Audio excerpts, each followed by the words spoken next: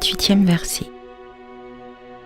Ayez la force d'un homme, mais gardez les préoccupations d'une femme. Soyez une vallée sous les cieux, et la vertu constante ne vous abandonnera pas. Vous deviendrez à nouveau comme un enfant. Apprenez à connaître le blanc sans rejeter le noir. Soyez la trame du monde. Être la trame du monde signifie avancer constamment dans la voie de la vertu, sans jamais s'en écarter, puis retourner à nouveau à l'infini. Celui qui comprend les splendeurs tout en demeurant humble agit en conformité avec la puissance éternelle. Être la fontaine du monde signifie vivre dans l'abondance d'une vie vertueuse. Quand l'informe prend la forme d'un objet, ses qualités premières demeurent dans l'objet. Si vous conservez vos qualités premières, vous pouvez gouverner n'importe quoi. Mais rappelez-vous que le meilleur gouverneur est celui qui gouverne le moins. Interprétation de ce 28e verset. Dans ce verset, le mot vertu est synonyme de nature ou du Tao. En ne faisant qu'un avec la nature, le sage est au diapason du Tao et agit comme une personne vertueuse dans sa vie de tous les jours. Ici, Lao Tse vous parle de votre parcours personnel et de la façon de gouverner les autres en demeurant centré sur le Tao. Ces autres personnes peuvent être des membres de votre famille, vos employés, vos associés, vos amis et même vos concitoyens si vous faites partie d'une formation politique. En fait, pour l'essentiel, le Tao tente de nous enseigner comment créer un ordre administratif en accord avec les principes les plus élevés du Tao. J'ai fermement l'intention de faire connaître ces enseignements à travers le monde afin de faciliter la transformation de tous ceux qui se considèrent comme des dirigeants, qui sont appelés à le devenir ou qui sont présentement au pouvoir. Nous pouvons tous déclencher des changements majeurs qui peuvent mener à la tranquillité, à l'harmonie et à la paix qu'on nous a laissés en héritage. C'est ce que Lao Tse appelle conserver nos qualités premières. Et comme ces qualités ont besoin d'un minimum de gouvernance, il est naturel que nous gouvernions mieux en acceptant l'épanouissement de notre nature taoïste, celle qui gouverne le moins. Vous menez une vie vertueuse quand vous acceptez de vous laisser guider par le Tao. Le conseil de Lao Tse est contenu dans les 4 images distinctes de ce verset. La première, soyez une vallée sous les cieux. Laissez-vous traverser par la rivière de la vie. Comme une vallée sous les cieux, vous êtes un terrain fertile pour la grâce, où toutes choses sont reçues et acceptées à bras ouverts.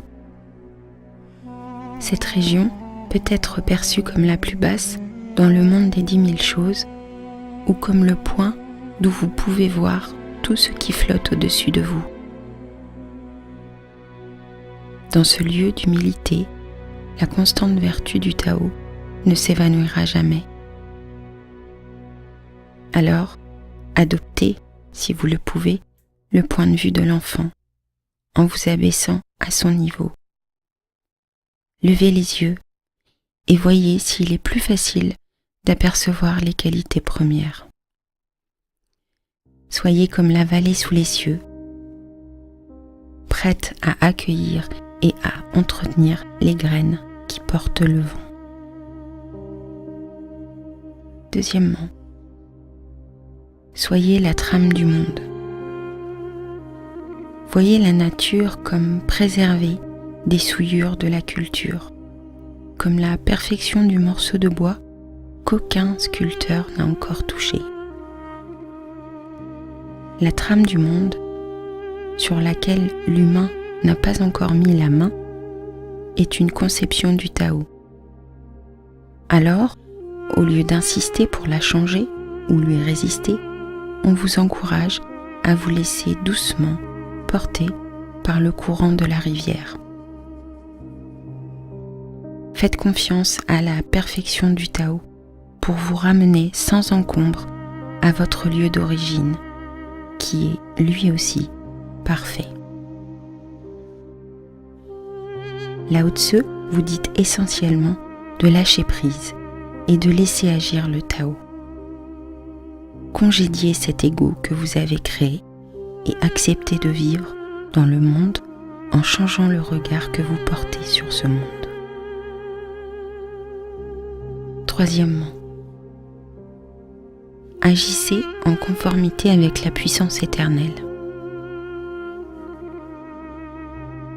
Examinez un instant l'idée d'une fontaine qui ne tarit jamais et qui se trouve au-delà du va-et-vient constant du monde des 10 000 choses.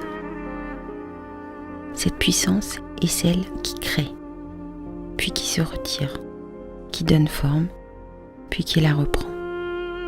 Elle est toujours présente, comme un geyser duquel jaillit sans fin l'abondance de la vie vertueuse. Vous vivez en accord avec la puissance éternelle quand vous laissez de côté votre ego et prenez conscience du Tao qui jaillit de votre propre fontaine. Imaginez que vous émergez non pas de l'idée que vous avez de votre propre importance ou de votre besoin de dominer les autres, mais d'une source de bonté et de vertu intarissable, en harmonie avec votre nature infinie. Adoptez une image de vous-même qui est celle d'un être en harmonie avec la puissance éternelle. Et la vie vertueuse que vous recherchez deviendra visible. 4. Conservez vos qualités premières. Cette image, la 4e, est celle que je préfère. Vos qualités premières sont celles que vous incarniez avant même d'exister. Ce sont ces qualités auxquelles Jésus fait allusion quand il dit « Maintenant, Père, glorifie-moi de la gloire que j'avais auprès de toi avant que le monde fût. » Imaginez, si vous le pouvez, ce que signifie « avant que le monde fût ». Ces qualités premières dont parle Lao Tzu sont l'amour, la bonté et la beauté qui définissent votre essence avant que vous ne receviez la forme d'une particule, puis une forme humaine. Autrement dit, mener une vie vertueuse n'a rien à voir avec le fait d'obéir aux lois, d'être un bon citoyen ou de devenir ce que les autres attendent que vous deveniez. Ce profond verset du Tao Te Ching vous dit comment vivre une vie vertueuse. Soyez une vallée sous les cieux en demeurant humble et en acceptant d'être traversé par des courants apparemment contradictoires. Soyez la trame du monde en voyant la trame de votre monde et en vivant en harmonie sans imposer votre ego aux autres. En accord avec la puissance éternelle, soyez une fontaine en faisant consciemment jaillir de vous un océan infini de bonté et de vertu dont vous avez hérité à la naissance. Voici ce que Lao Tzu vous offre d'aussi loin de ces 25 siècles dans ce 28e verset du Tao Te Ching. Considérez le contraire de ce qu'on vous a appris à croire. Au lieu de vous imaginer que vous êtes supérieur aux autres, choisissez plutôt d'être à l'image d'une vallée. Adoptez cette position fermement ancrée dans la réalité, fertile et réceptive, et soyez prêt à entendre et à recevoir. Écoutez attentivement quand l'envie vous prend de donner un conseil. Au lieu de mépriser les autres, comme le voudrait votre ego, faites preuve d'humilité. À la fin du 28e verset, Lao Tse dit clairement que le meilleur gouverneur est celui qui gouverne le moins. Il ne vous conseille pas d'avoir une moins bonne opinion de vous-même, mais plutôt de vous voir comme étant intimement lié à la source de l'être que vous connaissez et dont vous êtes une partie intégrante. Remplacez toutes les émotions négatives par de l'amour. Khalil Gibran, le poète libanais, a dit un jour « Si vous ne pouvez pas travailler dans l'amour, mais uniquement dans le dégoût, vous devriez quitter votre travail et aller vous asseoir à la porte du temple pour recevoir l'aumône de ceux qui travaillent dans la joie. » Commencez dès maintenant à préserver vos qualités premières en devenant l'instrument de l'esprit, en particulier dans les endroits où vous avez l'habitude de perdre de vue votre moi véritable et vertueux. Pour mettre le Tao en pratique dès aujourd'hui, agissez comme un enfant au moins une fois par jour. Choisissez une situation qui d'ordinaire vous stresse pour devenir une vallée sous les cieux. Jouez au lieu de travailler, même si vous êtes au travail. Riez au lieu de prendre des grands airs. Laissez-vous gagner par l'émerveillement pendant un moment ou deux. Par exemple, si vous trouvez une toile d'araignée, observez un instant le miracle que vous avez sous les yeux. Une toute petite créature a tissé une toile plus grande qu'elle pour attraper au vol des insectes qui deviendront son dîner. Belle soirée et à bientôt!